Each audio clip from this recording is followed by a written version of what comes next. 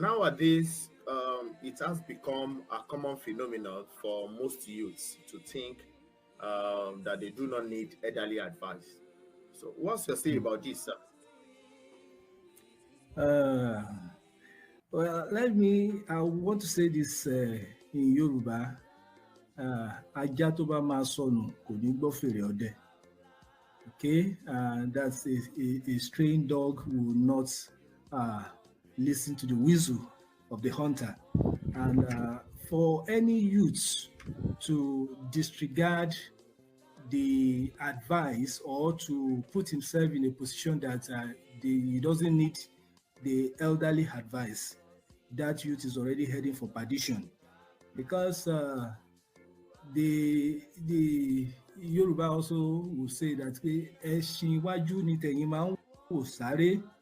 What the elderly man has seen, what they've experienced, the youth don't have that kind of experience. And so it will be out of place to just suddenly conclude that you don't need the elderly advice. And of course, we see it's happening.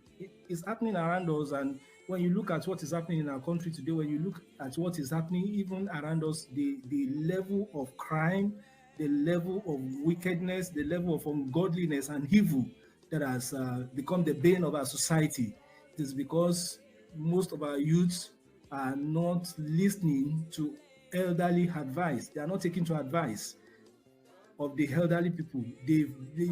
One dangerous thing about the youthful age is, the exuberance, the tendency to want freedom, the tendency to believe that, okay, you can handle things on your own. You just want to be on your own. You don't need anybody's advice.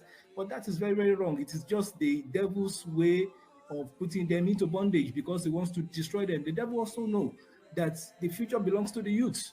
And if the youth are properly guided, okay, the future will continue to be bright, but the devil wants to truncate the plans and the purpose of God for their lives. And unfortunately, if those who listen and allow the devil to have their way, now go to the prison yard, you see many youths there. Okay. Yes, many youths. Our prison yards are occupied with youths, okay, not even the elderly ones, because when a few weeks ago, when we're talking about end bad governance, okay, who are the people who took to the streets? The youths.